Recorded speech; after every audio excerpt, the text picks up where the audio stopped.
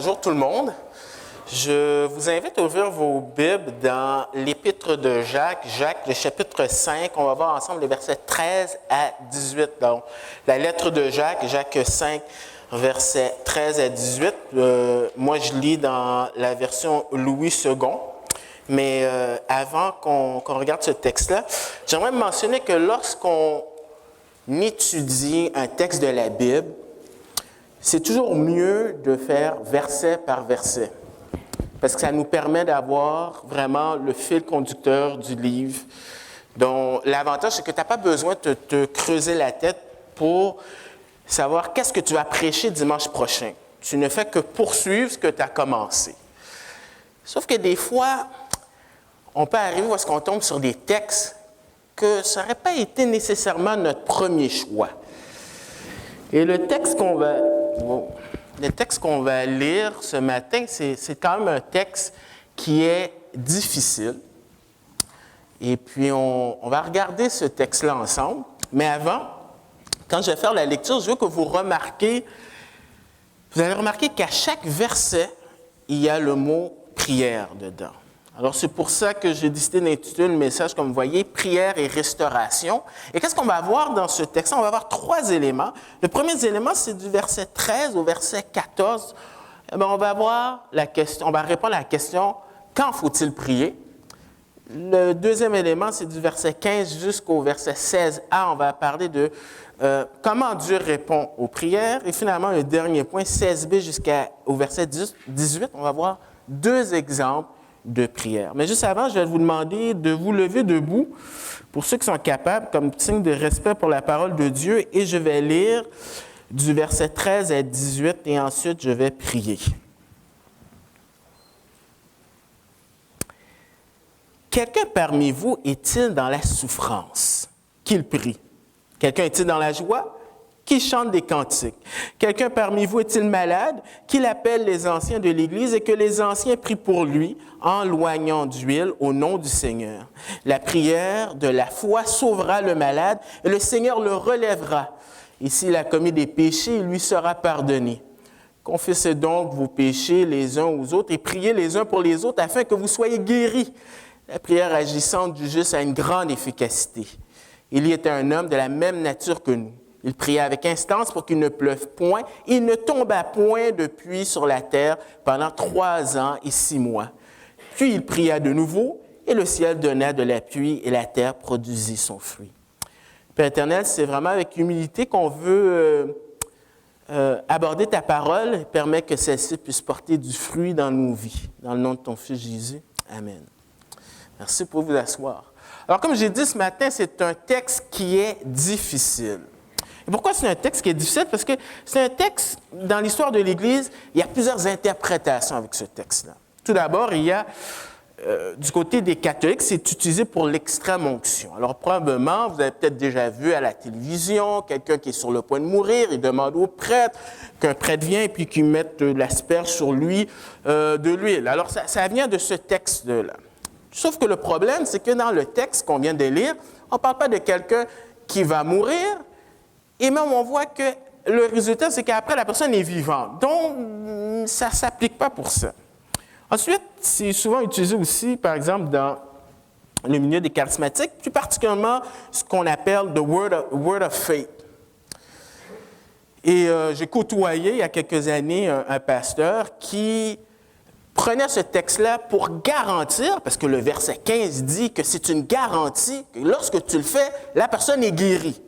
Et lorsqu'elle n'est pas guérie, eh bien, la réponse, c'est que, bien sûr, ça ne peut pas être la faute de Dieu. Donc, c'est la faute du malade.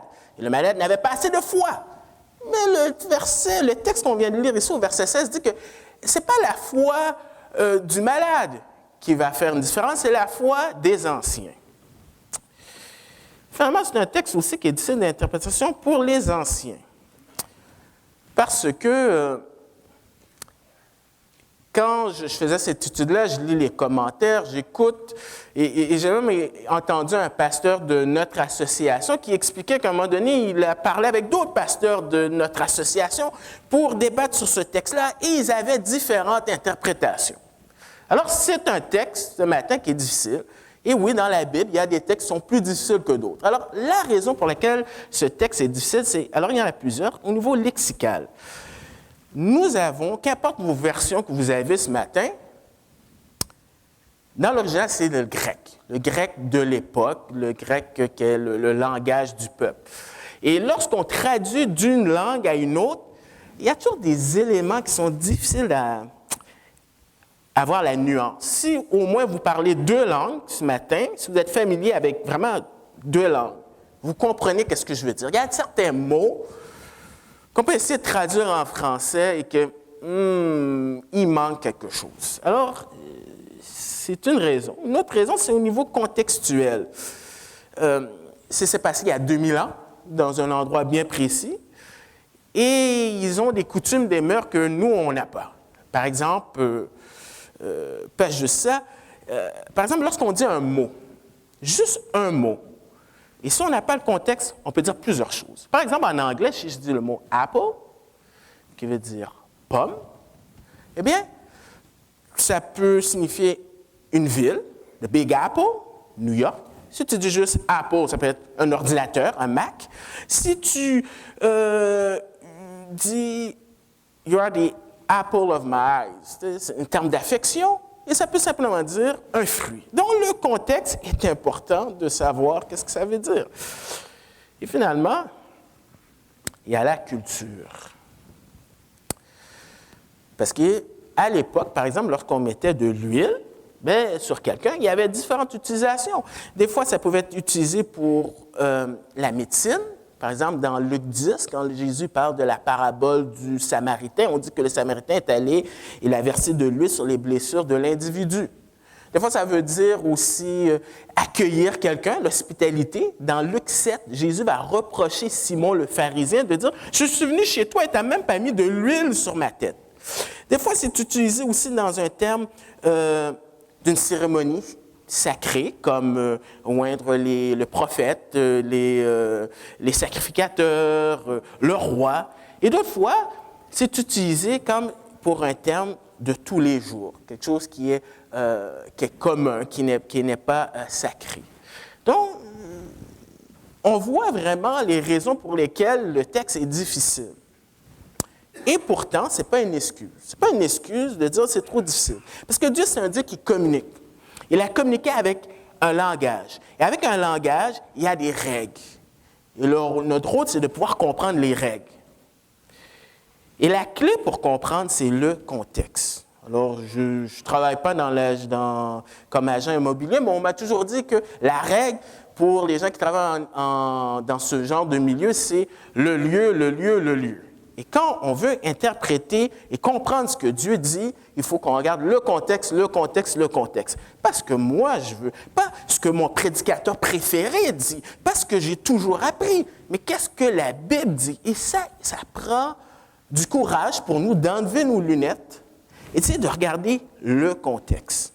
C'est ça la clé. C'est quoi le contexte? Le contexte, c'est que Jacques, il parle de la part de Dieu. Parce que la Bible dit que toute parole est inspirée de Dieu. Mais contrairement aux musulmans, parce que les musulmans disent que Mohammed, lui, il a dicté mot à mot ce que l'ange lui disait, la Bible ne fonctionne pas comme ça. La Bible dit qu'il y a une collaboration. Dieu édite, c'est lui qui va enlever ou mettre, mais en même temps, il fait travailler la personnalité de l'individu. Il n'efface pas la personnalité de l'individu.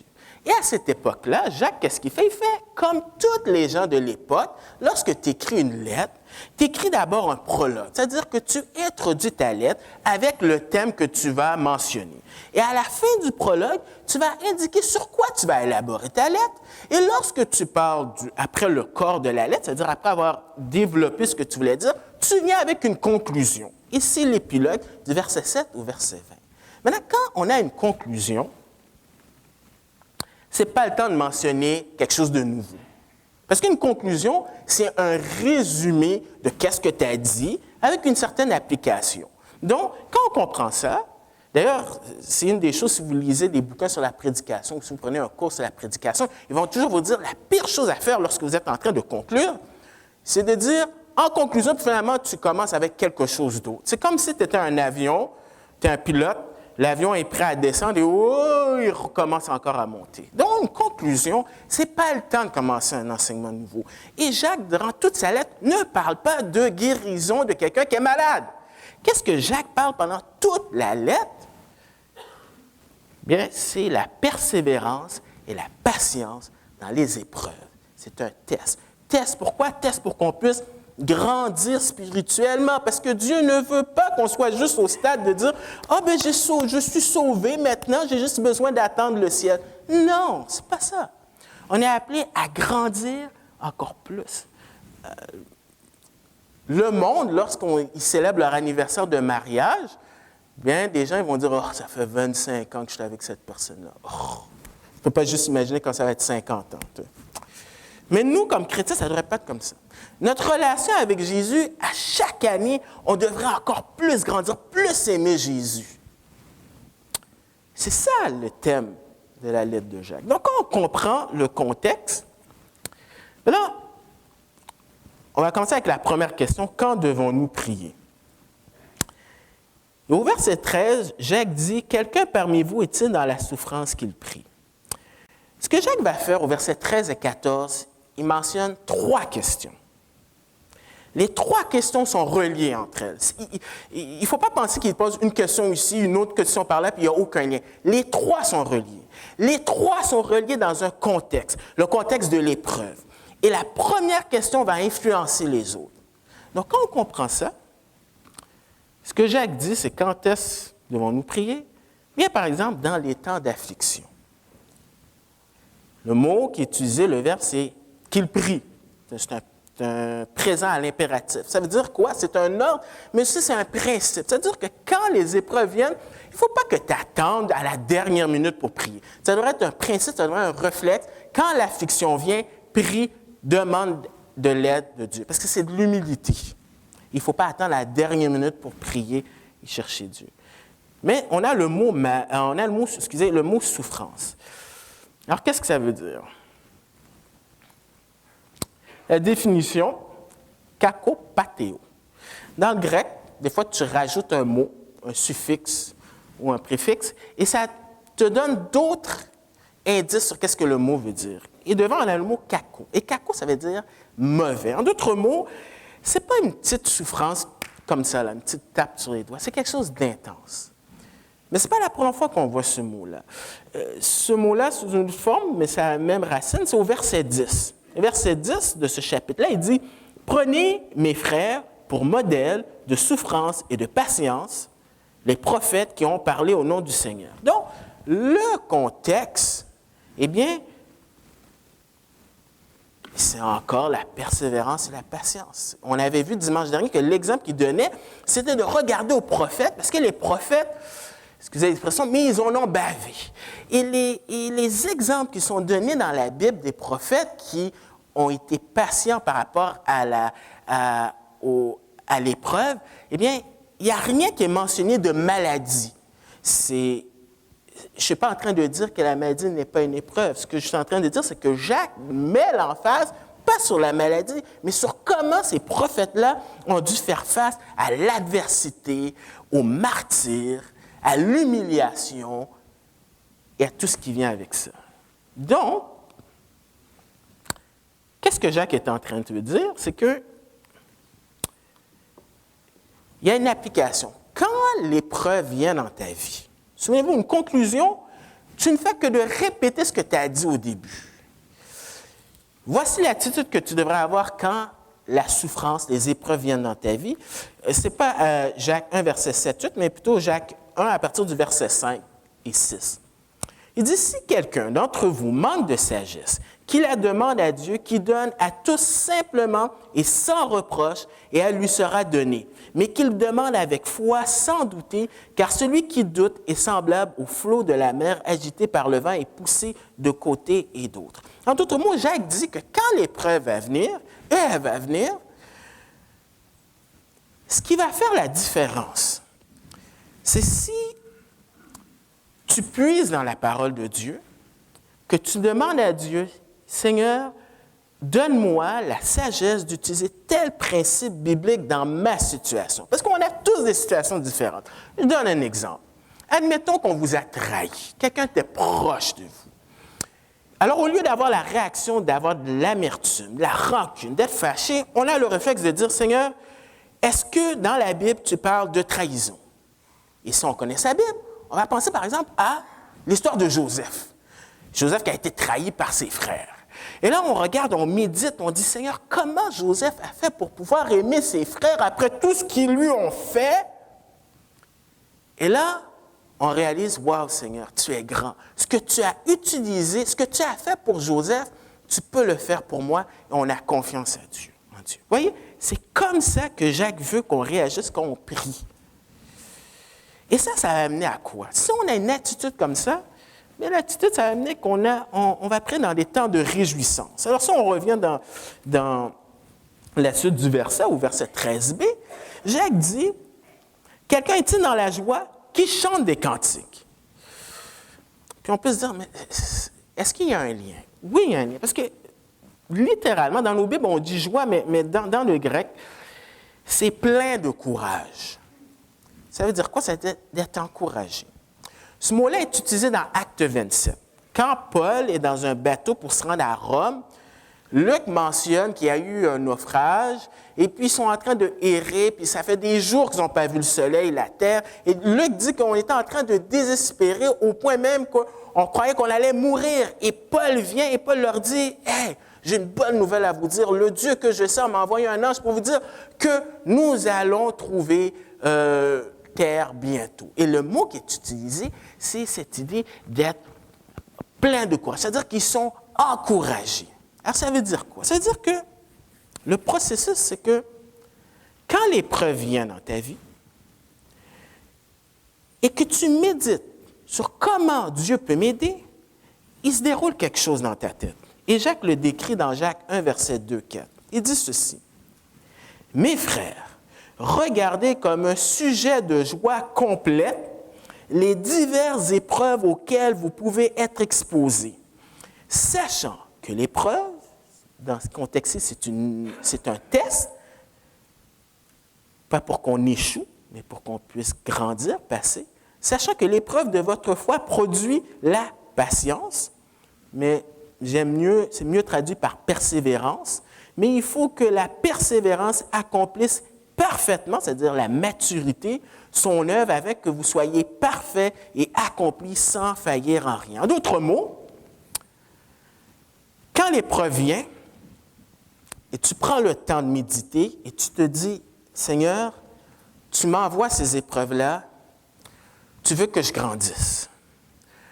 Peut-être qu'à travers ces épreuves-là, peut-être que ça va être un témoignage pour quelqu'un d'autre. Peut-être que maintenant que je sais qu'est-ce que c'est, je vais pouvoir aider quelqu'un qui vit cela.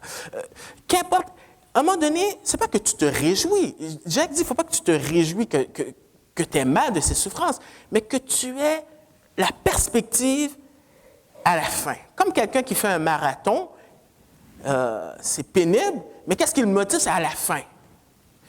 Et Jacques dit que quand tu fais ça, il y a une attitude. Tu commences à adorer avec des chants, des cantiques spirituels. Il y a une version ancienne française qui est la version Martin qui dit « psalmodie ». Et c'est relié vraiment avec les psaumes quand tu le lis dans le grec. Donc, en d'autres mots, quand tu fais ce processus, tu es comme Paul et Silas, quand ils étaient en prison, au lieu de se morfondre, au lieu de se plaindre, tu commences à chanter des cantiques. Humainement, c'est impossible. Mais on a un grand Dieu. Et quand tu as une relation avec Dieu, et quand tu appliques cette parole, parce que ce Dieu-là, il est vrai et il parle, et que tu combines la parole avec le Saint-Esprit, il y a une transformation que la religion n'est pas capable de faire. Et des fois, tu regardes dans l'histoire de l'Église et tu te dis, comment ça se fait qu'il y a des gens qui ont pu surmonter des épreuves impossibles? Tu te dis, il y a un Dieu qui existe. Alors, ça, c'est qu'est-ce qui arrive dans ce processus quand les épreuves viennent. Mais il faut prier aussi dans les temps de faiblesse. Ici, c'est le verset 14, c'est le verset difficile.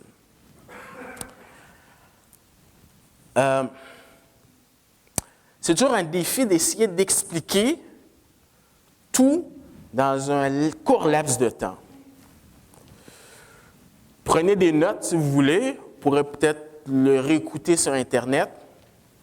Je vais essayer dans le défi d'essayer d'être le plus clair, mais aussi je ne peux pas tout élaborer. Mais on va essayer de voir qu'est-ce qu'on peut faire avec ça.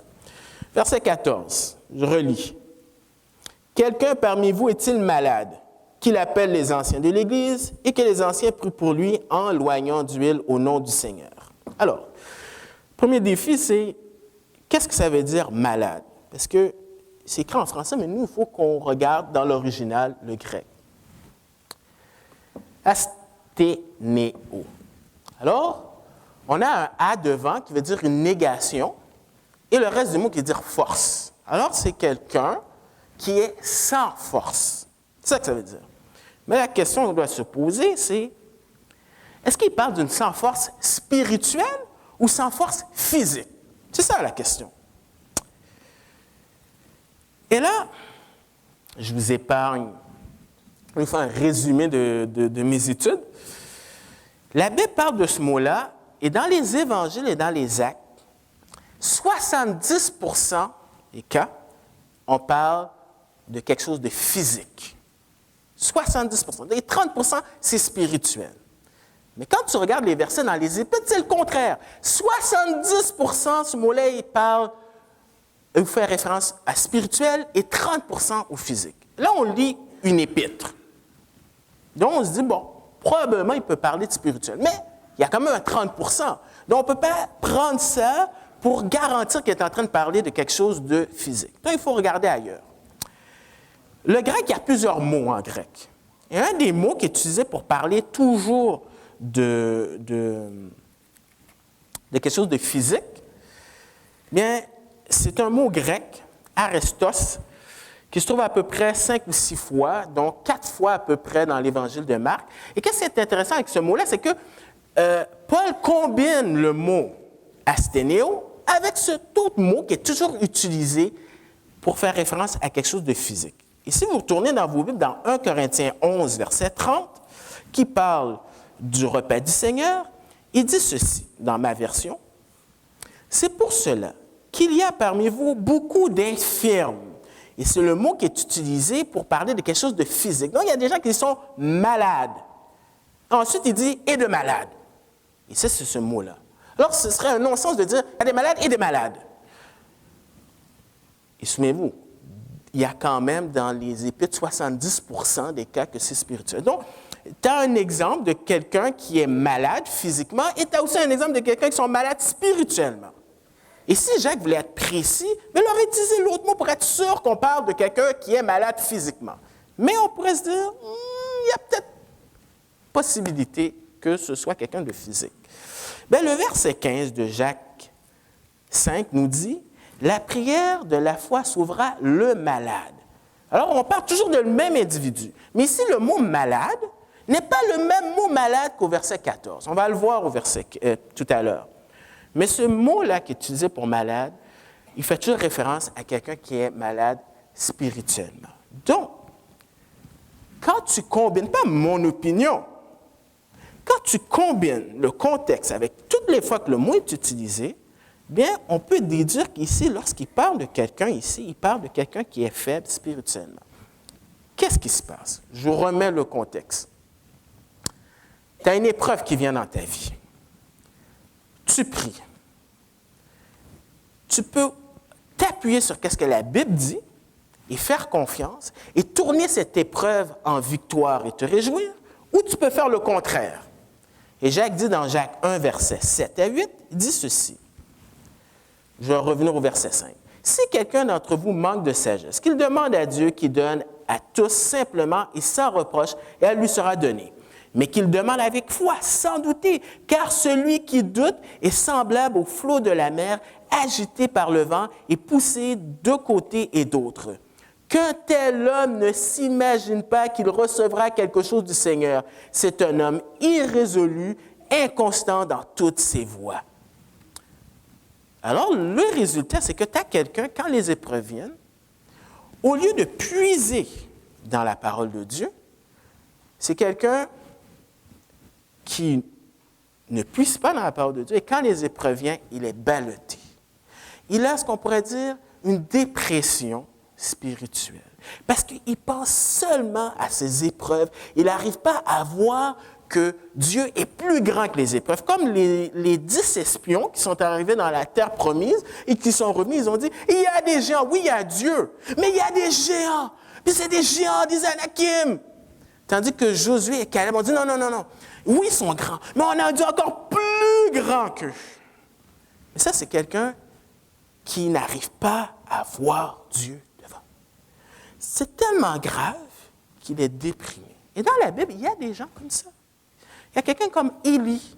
Lisez l'histoire d'Élie dans 1 Roi 18, grande victoire au Mont Carmel, épreuve, il a réussi. Et tout de suite après, Jézabel dit, si je le trouve, il va mourir. Et là, Élie panique, il court, il est déprimé, il veut mourir, il dort, et Dieu ne commence pas à lui dire, lève-toi, voyons donc, tu ne sais pas que je suis grand. Il envoie un ange pour qu'il puisse manger, reprendre ses forces. Et une fois qu'il reprend ses forces, là, il commence à lui parler. Donc, la dépression spirituelle, ça existe. Et ça découle quand tu n'arrives pas à te focusser sur Dieu et que tes épreuves prennent le dessus. Alors, comment interpréter l'autre partie? Cette personne-là, elle appelle les anciens. Au moins, elle fait quelque chose d'intelligent, elle prend l'initiative, c'est elle qui appelle les anciens. Souvent, dans les églises, malheureusement, souvent les pasteurs sont toujours les derniers à savoir quelque chose. Mais les pasteurs ne sont pas omniscients. Si tu vis quelque chose, on peut essayer. Vous savez, on essaye, quand on se rencontre, David, Vincent, Philippe et moi-même, on essaye d'avoir une liste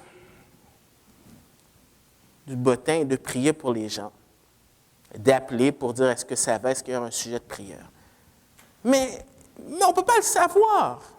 Donc, si vous vivez quelque chose de difficile, s'il vous plaît, ne gardez pas ça. Et puis finalement, un jour, du jour au lendemain, on apprend « Je quitte l'Église ». Moi, je ne peux pas lire dans les cœurs.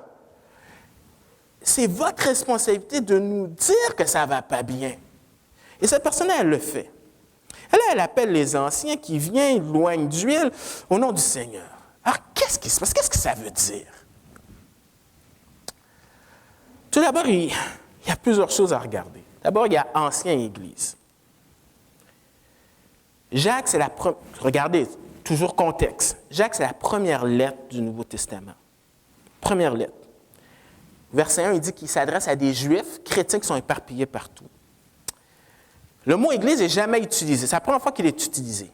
Mais dans chapitre 2, verset 2, il dit, dans Jacques, « Supposez en effet qu'il y a dans votre assemblée un homme. » Et le mot qui est utilisé, c'est le mot dans le grec pour parler de synagogue. Donc, ce sont encore des gens que, même s'ils sont chrétiens, ils sont encore dans la culture juive. D'ailleurs, si vous lisez les Actes des Apôtres, on apprend, je pense, dans Acte 4, Paul et Jean vont dans le temple. Donc, c'était normal dans ce temps-là que les Juifs chrétiens étaient parmi d'autres Juifs. Ici, on est dans le contexte dans une synagogue. Et pour un Juif, le mot « ancien », c'est depuis longtemps. Ça fait référence à des gens qui sont matures spirituellement. Ensuite, c'est Paul plus tard. Même la lettre de Jacques a été écrite avant Acte 15. Acte 15, c'est là où est-ce qu'on parle, qu'est-ce qu'on fait des non-juifs? Est-ce que les non-juifs, vraiment, ont part entière avec nous dans l'Église? Donc, c'est Paul qui, dans Éphésiens, va dire qu'il a développé, pas développé, mais plutôt Dieu lui a révélé le mystère de l'Église, juif et non-juif. Mais avant, il n'y avait pas ça. Et c'est Paul qui va élaborer dans les Épîtres le rôle du pasteur. Qu'est-ce qu'il doit faire? Donc, quand on garde ça en tête, il faut voir ça comme des personnes matures qui prient pour les faibles. Des personnes matures, tu peux avoir des hommes, des femmes. C'est des gens qui ont appris avec les épreuves à mettre leur confiance en Dieu, qui ont passé des tests et qui grandissent dans leur vie spirituelle et qui aident d'autres personnes. Et ça, c'est un principe qui ne se limite pas juste au pasteur, mais qui est pour tout homme et femme qui est mature. Et ça devrait être notre rôle. Il n'y a personne qui devrait dire « Moi, mon but dans la vie, ce n'est pas d'être mature spirituellement. » Dans Galates 6, verset 1, on lit ceci. Frères, si un homme vient à être surpris en faute, vous qui êtes spirituels, redressez-le avec un esprit de douceur. Et ce n'est pas écrit ici, mais dans Romains 14, verset 1, c'est le même principe. Romains 14, verset 1. Accueillez celui qui est faible. Alors, ça sous-entend que l'autre est fort. Dans la foi, et ne discutez pas les opinions. Donc, cette personne-là qui vit de la difficulté, elle appelle des personnes qui sont matures spirituellement. Et là, on peut se dire, mais c'est quoi le lien avec l'huile là-dedans? Dans l'original, le verbe principal, c'est prier. C'est-à-dire que Jacques, pour lui, là, l'emphase, c'est prier. Nous, on fait une gaffe. Nous, on se concentre sur l'huile, puis on se dit, c'est quoi le lien? C'est pas ça le but de Jacques. Jacques dit qu'il prie. C'est ça qu'est l'emphase. Mettre de l'huile, c'est un participe. C'est-à-dire qu'il l'accompagne, mais il ne met pas l'emphase là-dessus. Et même dans l'original, ça veut dire que tu viens, tu mets de l'huile sur la personne, ensuite tu pries, et le verset 15 dit que ce n'est pas l'huile qui sauve, c'est la prière qui fait une différence. Mais là, on doit se redemander la question, qu'est-ce que ça veut dire l'huile? Le contexte va nous déterminer ça. Il y en a qui disent que, comme j'ai dit, dans la culture, tu mettais de l'huile pour ceux qui étaient blessés. Mais si c'est ça, pourquoi ne pas appeler quelqu'un qui a le don de guérison? Ensuite, c'est pour l'hospitalité. Oui, mais c'est les personnes matures qui mettent de l'huile. C'est pas l'inverse. Donc, on sait que ce n'est pas ça non plus. Il y en a qui disent, oui, mais c'est symbolique, ça veut dire c'est la présence du Saint-Esprit. Peut-être. Sauf que je vous ai dit qu'on utilisait, le mot qui est utilisé pour huile, ce n'est pas utilisé dans le sens de quelque chose de sacré, mais c'est utilisé dans le séculier. Et dans la culture de l'époque, encore à cet endroit-là, c'est sec. La peau, elle se déshydrate facilement. Donc, tu mets de l'huile pour ta peau, pour que tu sois bien, pour que tu sois présentable. C'est pour ça que dans Matthieu 6, verset 16, 17, 18, quand Jésus parle de quand tu fais l'aumône, ne fais pas comme les pharisiens que lorsqu'ils jeûnent, sortent dehors, puis tu vois qu'il y a un visage, et puis que tu vois que ça ne va pas bien. Mais au contraire, quand tu jeûnes, mets de l'huile sur toi pour que le monde ne voit pas ça. Ce serait l'équivalent, si vous voulez, que quand cette personne-là vous appelle, parce que quand quelqu'un est déprimé, il ne mange pas. Il ne se lave pas. Il reste couché. On a vu l'exemple d'Élie, il reste couché. Mais c'est de venir, de dire, bon, mange un peu, est-ce que tu as mangé? Prends une douche. Et là, après, on va s'occuper des choses maintenant spirituelles. Je pourrais élaborer, mais je fais ça vite.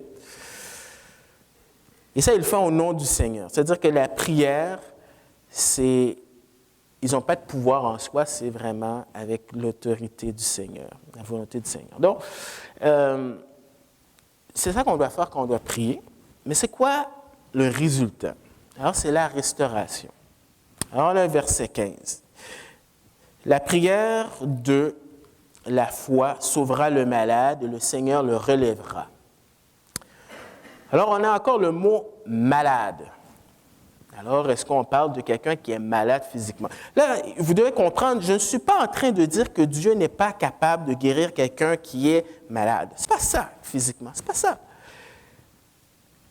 Ce que je suis en train de vous dire, c'est qu'est-ce que Jacques dit dans ce contexte-ci? Il y a une différence. Et en passant, si vous êtes malade physiquement, il ne faut pas dire « Ah, ben là, je ne vais pas le dire aux gens pour qu'on puisse prier. » Au contraire.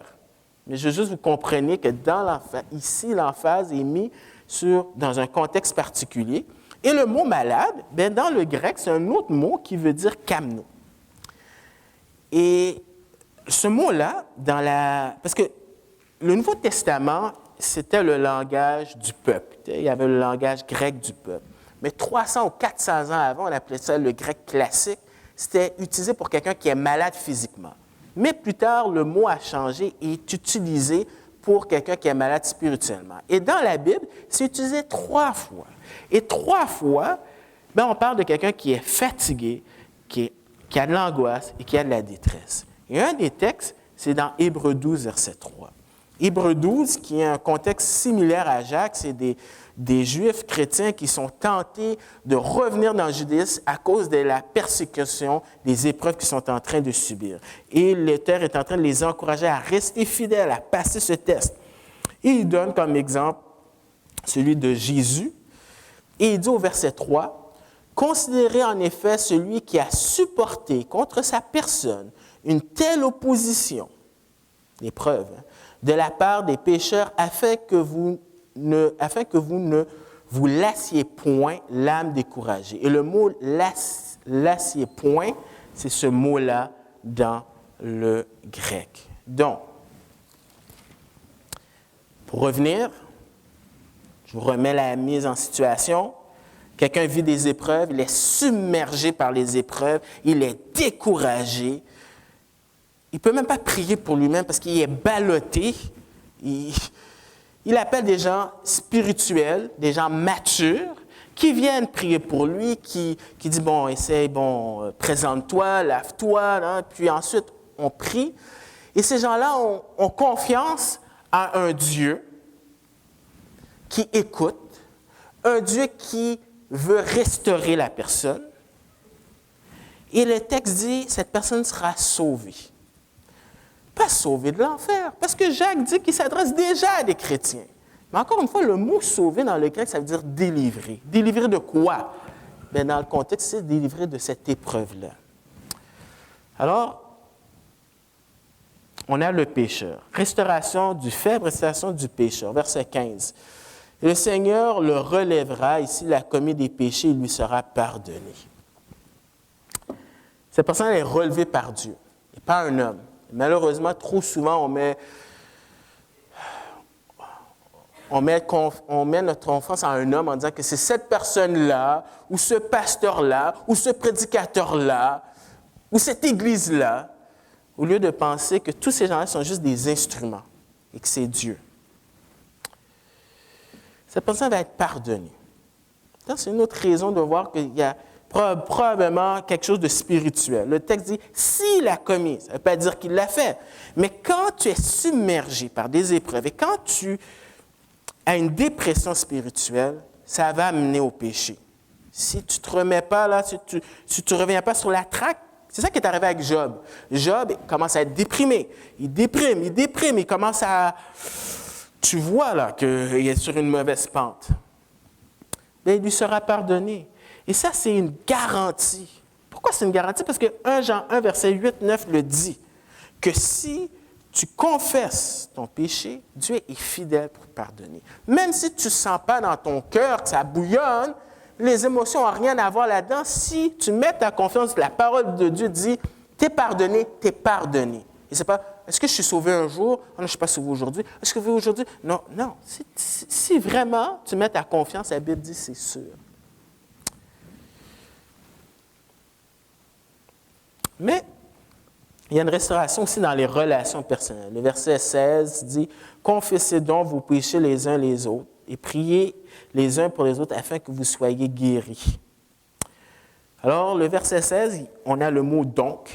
Et donc, c'est une conjonction et son rôle, c'est de relier ce qui a été dit avant et faire une transition avec qu'est-ce qu'il va mentionner par la suite.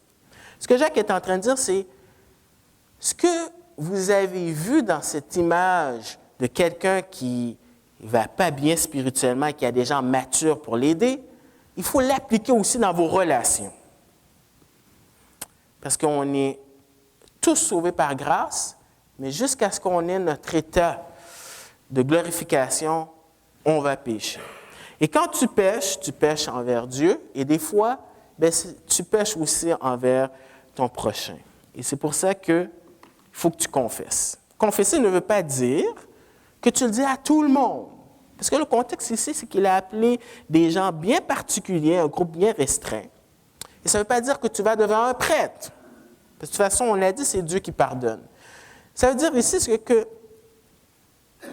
des fois, il y a des péchés premièrement, ça affecte Dieu et ça affecte la personne qui est concernée. Et quand tu as réglé ton problème avec Dieu, c'est ta responsabilité, si tu as blessé quelqu'un, d'aller voir cette personne-là et d'admettre que tu as péché. Elle dit aussi qu'il faut prier les uns pour les autres aussi. Encore une fois, dans ce contexte-là d'intimité, c'est un ordre que Dieu nous appelle, à prier les uns pour les autres. Et le mot ici qui est utilisé pour parler encore de guérir, c'est Yaomi. Alors, ce matin, ça peut être un peu technique, mais je suis obligé de le dire pour que j'essaie de vous montrer le plus clairement possible que je ne m'appuie pas sur mon interprétation. Encore une fois, ce mot-là peut signifier guérir, des fois physique, des fois spirituel. Mais tout le contexte parle ici d'une restauration spirituelle. Ça ne veut pas dire en passant qu'il n'y a pas des péchés spirituels qui n'affectent pas le physique. C'est sûr, si tu es quelqu'un qui a de la rancune, à un moment donné, ça affecte ton corps. Ce n'est pas ça que je suis en train de dire, comprenez-moi. Mais je vais juste remettre les choses dans son contexte. Alors, ce que Jacques dit, alors j'espère que je ne vous ai pas trop perdu. Alors, Jacques donne un exemple, 2 exemples de la prière. Celle du juste, verset 16. Il dit « La prière agissante du juste a une grande efficacité. » Et le juste ici, c'est quelqu'un qui a une bonne relation avec Dieu. Pas quelqu'un qui est parfait, mais quelqu'un qui a une bonne relation avec Dieu. Tout comme ces gens matures ont une bonne relation avec Dieu, bien, ces gens qui prient, c'est une bonne relation. Ne te fais pas des illusions. C'est pas parce que tu dis « je vais à l'église » que ça veut dire nécessairement que tu as une bonne relation avec Dieu. Si tu es chrétien, le Saint-Esprit va te le dire. Si vraiment tu es en bonne relation avec Dieu. Essaye pas de te tromper. En tout cas, tu ne trompes pas Dieu. Dieu le sait si tu as une bonne relation avec lui et ça se démontre concrètement par un certain standard, par ta marche avec Dieu. On appelle ça de la sanctification. Mais c'est une bonne doctrine. Parce qu'il y a plein de gens qui prient. Les musulmans peuvent prier. Ils sont zélés. Je me souviens, quand j'étais à l'école, j'avais un collègue qui était musulman. Zélé, c'est l'heure de prier. Telle heure, il le fait, ses 3 prières. Puis c'est quelqu'un qui niaise pas. Pour n'importe quoi, il prie. Il y a plein de gens qui prient. Mais la question, c'est que Jésus a dit à la femme samaritaine, le Père cherche des adorateurs en esprit et en vérité. C'est selon ce que la Bible dit. Et le mot qui est utilisé ici, c'est prière avec beaucoup de force. Il y a cette idée d'urgence. Donc, c'est sérieux. Et l'autre exemple qui est donné, dont je vais me dépêcher, c'est celui d'Élie, versets 17 et 18.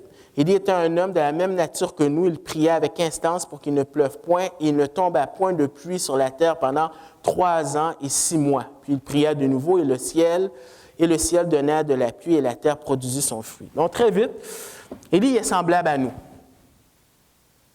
Je vous ai mentionné, Élie a eu sa période de dépression spirituelle. Donc, il a eu des hauts et des bas. Donc, le super chrétien n'existe pas, mais on a un Dieu extraordinaire qui fait des choses extraordinaires avec des gens bien ordinaires. Mais on voit qu'il a prié avec insistance, je veux dire, excusez. Et sa prière a été exaucée. La semaine prochaine, je vais parler sur Élie.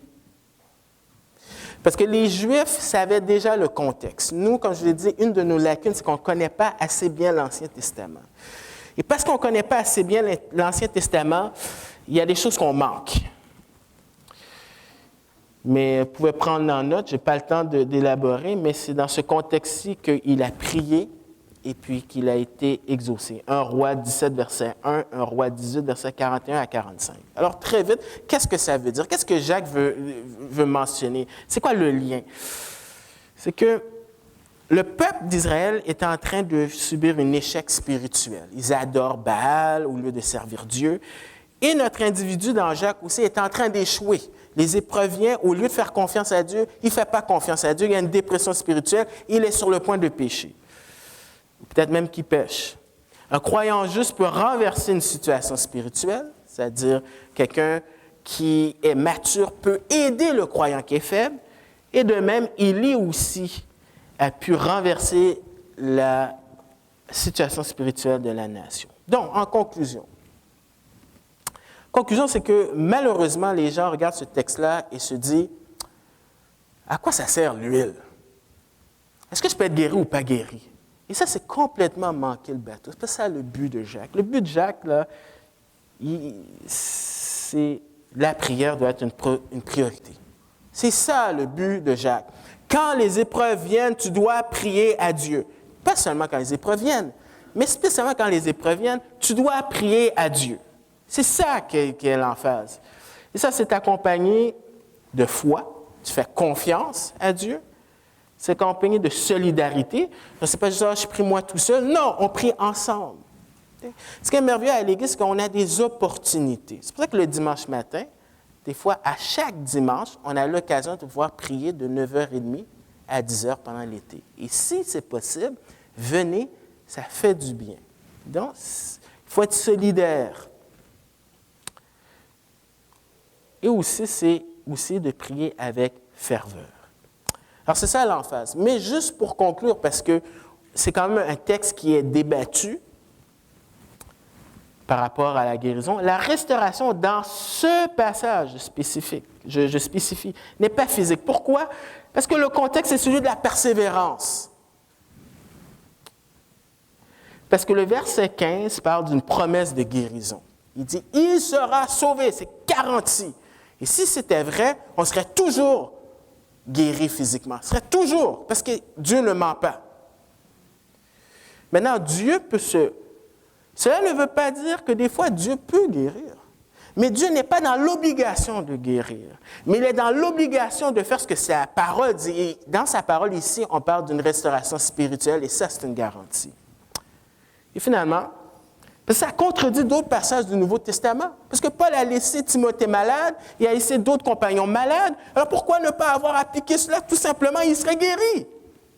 On ne va pas dire que quelqu'un comme Paul n'avait pas la foi. Alors à cause de tout cela, c'est pour ça que je dis que l'emphase ici n'est pas quelque chose de physique. Et j'aimerais terminer avec le passage de Daniel 3. Daniel 3 dit ceci au verset 16 et 17. C'est les amis de Daniel qui n'obéissent pas au roi. Et le roi dit, je vais vous mettre dans le feu si vous ne mettez pas à genoux pour m'adorer. Et j'aime la réponse, c'est qu'il y a un bel équilibre. Alors, Sédrac, Méchak et Abed-Négo répliquèrent au roi Nebuchadnezzar. « Nous n'avons pas besoin de te répondre là-dessus. Voici, notre Dieu que nous servons peut nous délivrer de la fournaise ardente. Et il nous délivrera de ta main au roi. Sinon, alors il y a un sinon, parce qu'il y a une possibilité qu'il le fasse, pas qu'il meure. Sache au roi que nous ne servirons pas tes dieux et que nous n'adorons pas la statue d'or que tu as élevée. » En bout de ligne, guérison ou pas guérison, vie ou mort, nous devons glorifier Dieu. Prions.